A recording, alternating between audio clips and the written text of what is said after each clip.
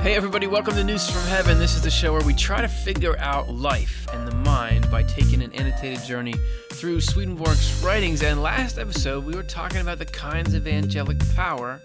This episode, we're going to be talking about how angels might lose that power. And in there, learn what's the nature of the power of good in the first place. Last episode, if you remember, we already checked out the way angels have power in you, the way angels have power in the spiritual world. But now, if that starts to go, what's the source of weakness for an angel? We're going to take a look at literal angelic muscles and where the power belongs. Where should it be in order to really have the system work so that good can be done? If you're enjoying the show, like and subscribe. That would do us a super solid. Thank you so much. And comment, how's your week been? And are these concepts helping you at all? We got to know, because otherwise, man, will we not do this show anymore?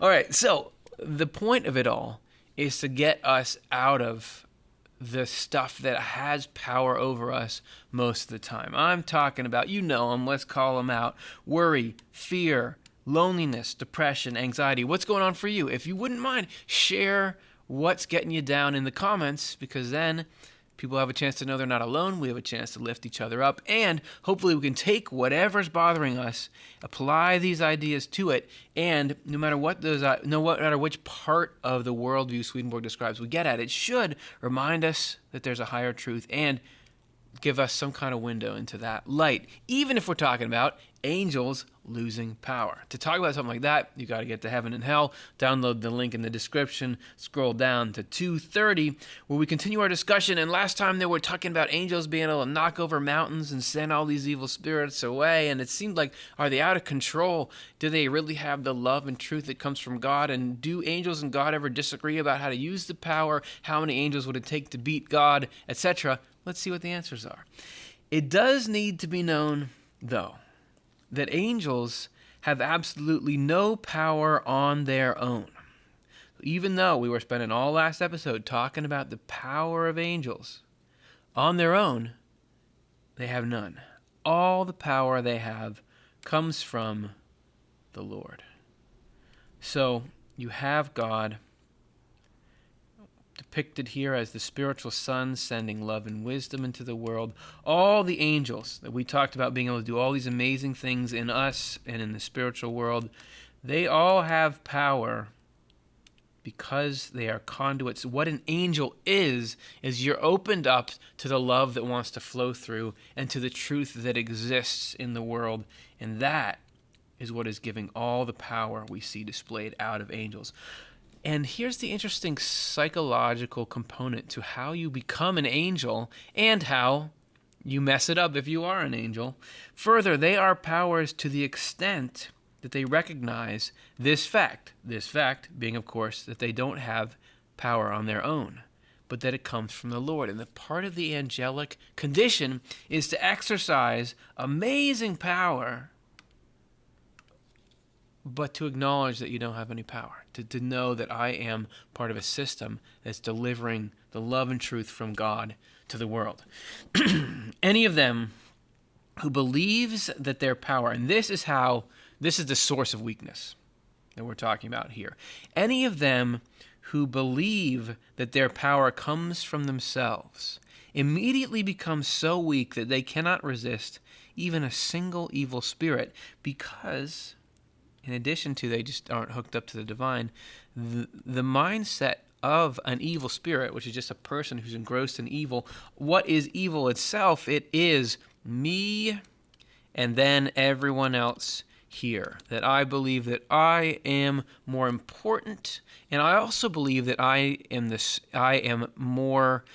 cut from a different cloth, that I have greater intrinsic characteristics, that I can do better things, I'm bigger, badder, faster, stronger than everyone else. And if you are starting to believe that you are the source of amazing power of any kind, then you're tapping right into what evil is, which is this is not how it actually is. None of us are so much greater than everyone else, but this is how evil sees itself. So if you start to see yourself, even if you're an angel, like evil sees itself, of course, how are you going to resist evil when you are running their program, right? So this is an angel denying the truth. As soon as you deny the truth, then you start to lose this power because you're not plugged in anymore. And the same thing happens in our minds, that if we take it back to our picture of we are doing our own little battle all the time against fear and worry and concern and all that, if we believe that we're in this battle, which, is life, with God, and that divine providence, that there's divine love and wisdom making things turn out the way that they need to, if we really believe that what God is, which is love for other people, it's the opposite of putting yourself above everyone. It is worrying about how, if there's worry, it's worrying about how can I bring happiness to the greatest degree, to the greatest number of people in the greatest amount. What makes me happy is not more valuable than what makes someone else happy, so how can I bring happiness? When we are aligned with that, then we have the same kind of power over negative worries and falsities and everything, which have to latch on to this idea that, no, that you are an isolated system, the power just comes from you. So these concepts, when we're off talking about angels somewhere, these, in my experience, and hopefully my babbling is somehow communicating their value to you, this has been, these kinds of things are amazing psychological tools that when you apply this in the micro scale to your own thoughts and feelings world, it has the same kind of potency that you hear about angels having against evil spirits. Suddenly, that truth has the same strength against my worry about, am I a good enough person, or how's my life going to turn out, or what's the next thing that's going to happen, or is this person a threat to me? All that kind of stuff can be smashed by the truth, all those worries and fears. But you've got to accept the principle. Like these angels have to understand that God is the power. And why does that matter? Because God is love. God is the opposite of this, like, it's all about us. It's all about everyone. Then we're invulnerable to personalized worries. This is why angels, and look at how angels behave. If you want to load up and know how to be invulnerable to your own head weather, take a note here, because this is a little instruction. This is why angels, and this is a tough one, take absolutely no credit to themselves. That in an angelic sense, if you said, wow, angel, may I call you angel, you did something very cool there, you are really awesome. This will be just like in the Bible when it says, why do you worship me? In the book of Revelation, worship God. They say, no, listen, I'm not awesome. Goodness and truth are awesome, which is God is awesome, because they know goodness and truth lifts everyone up into happiness. And it doesn't do any good to them to feel like they're better than other people. And they know that's toxic to the mind. It makes them weak. They don't even want it. Can you imagine that? Not wanting to have credit, because isn't that kind of the carrot on the stick for everything for us? Could you imagine the freedom of not caring about that anymore and not feeling like it's some rat race to be better than everybody else? Not only do they not take credit, they turn down any praise or admiration for anything that they have done, this old thing, but attribute it all to the Lord. And this is not being done because I'll get in trouble if I don't. It's because they're in a state of mind, which is a state of mind we're all trying to get to, where they have immense happiness and they are invulnerable to the worries and things that drag us all down. And they wouldn't trade that for the world. And in that state of mind, they understand the joy in actually working to do good things for people without it being a side project of your ego to try to get better standing. And they know this, hey, leaving the credit out, that is what keeps me there. And I'm gonna get back to the text in a second, but this is so powerful in so many ways. So let me wax a little bit here. Think about the hierarchy of worth that we see in the world, that it seems like some people are so much better, and I'm trying to do my job, or I'm trying to be at school, or I'm trying to be social, and these other people are so much more valuable than I am, and they do things so much better than I do. Why is it that there's always going to be winners and losers in life? This is, nobody wins, nobody loses. God is going to do awesome things. Everybody thinks God is their hero. I don't need to walk you through the whole thing. Just meditate on the psychological ramifications of that and the ability it gives the human race to live in a lot more interdependent, mutually loving community. It's awesome. No wonder it has so much power. No wonder it's the way this setup really is. It is the divine truth emanating from the Lord that possesses all power in the heavens, because the Lord in heaven is divine truth, united to divine goodness. So the Lord is not just walking around like a person, but is present in truth and goodness inside everyone. To the extent that angels are open to this truth, you saw on that opening screen, you're like, what's that weird T? This is the divine truth. I'll draw a lamer version of it here. To the extent that they're open to this truth, which has goodness inside it, not just a description of how things are, but the manifestation of the underlying love, that is how they get power. It's not just that, hey, it's part of the neighborhood association fees that you had to pay to live in heaven. You get a ton of power, spend it how you want. It's just a tapping in to the reality. There's electricity in the walls, and if you know how to plug into the socket, then it's yours. Further, each individual angel is her or his, and this is where we take a turn away from just the expression of power and into the value of each person and how you could have it so that there is a reason for there to be so many of us. Because if it's just who's better at what, why have billions and billions and billions of people? You're going to have, most of us aren't going to be good at anything.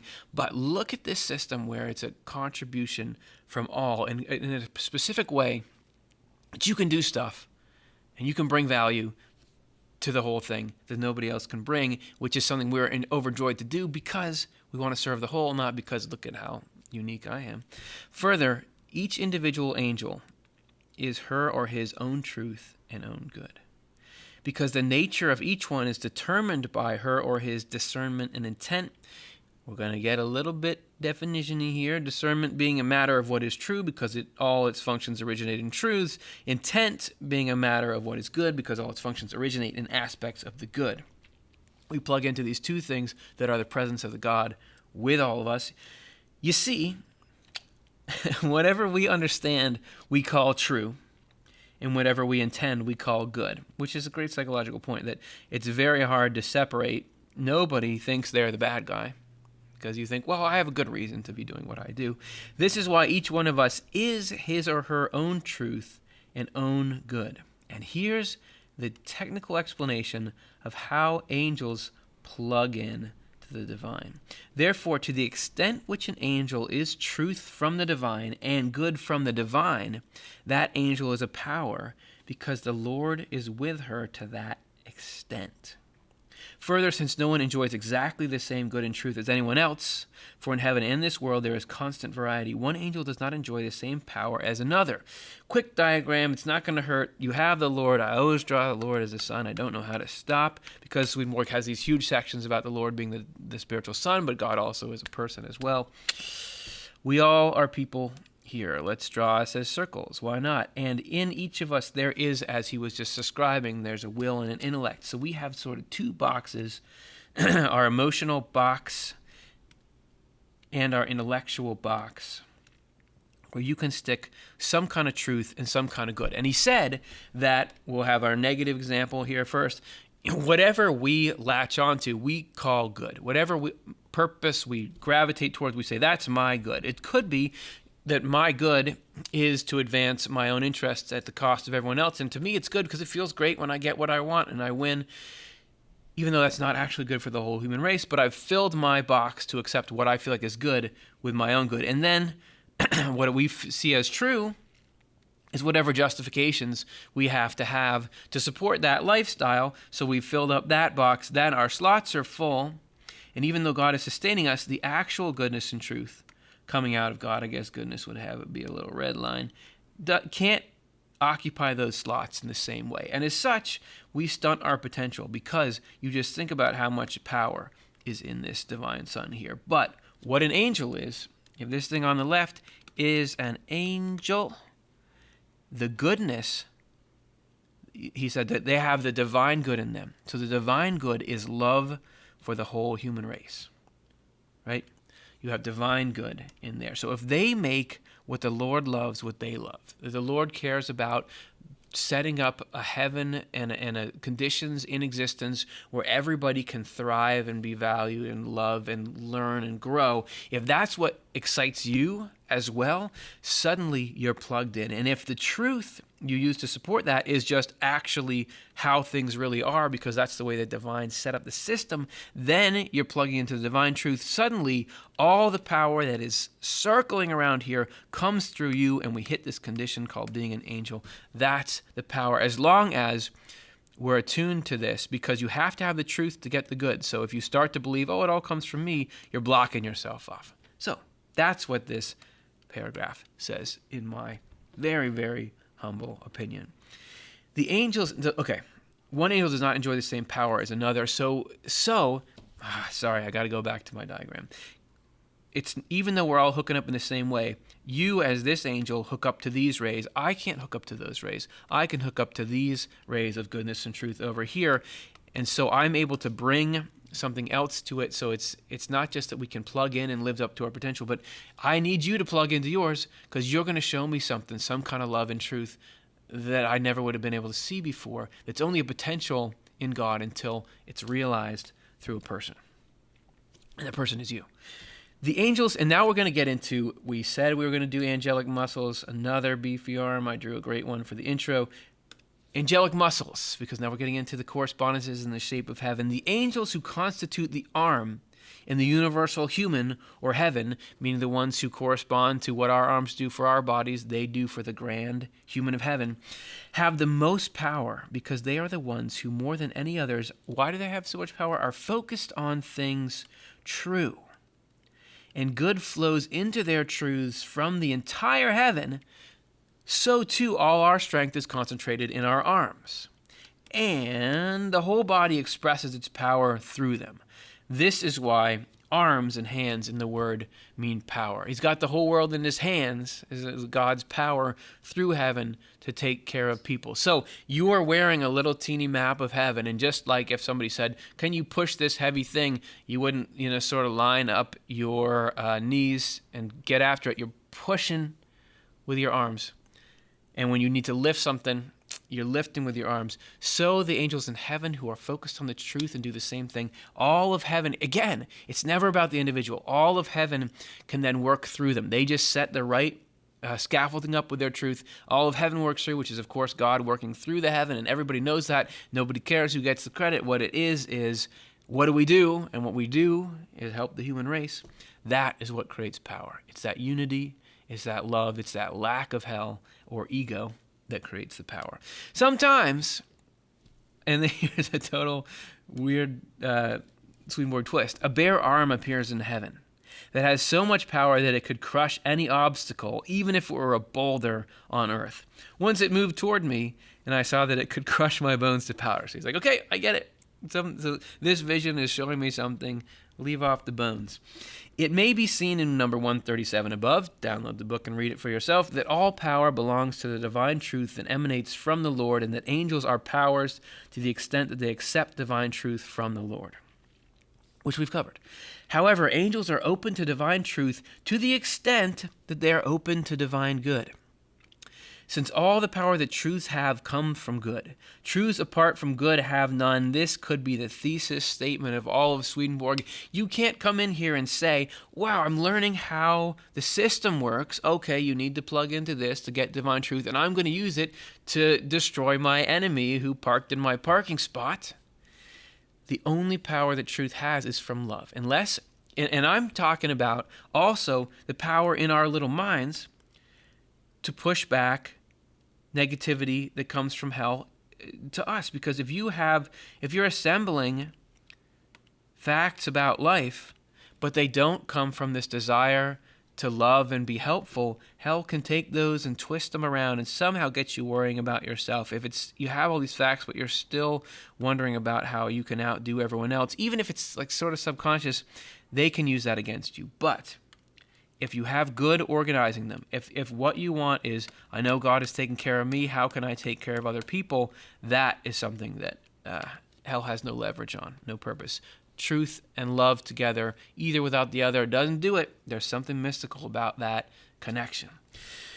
Further, all the power good has is by means of truth. It's not that one is always helping the other out. It's a mutual interdependent relationship. Good holds no power apart from truths. Power arises from the union of the two. The same holds true for faith and love, since it is all the same whether you say truth or faith, since everything that makes up faith is true, and whether you say good or love, since everything that makes up love is good. If you have a religion or a belief system, but yet you're not nice, and you're not actually using it to escape the ego draw to be better than other people, if you're just taking the negative impulses we all have, and putting religious window dressing on it, it doesn't do anything. You might as well not have it. Well, maybe it's doing some good, but it's not going to have that potency. You've got to have love with faith. And then to close, just in case, we'll talk about where power belongs, and it belongs with God, coming through angels. I have been able to see how much power angels have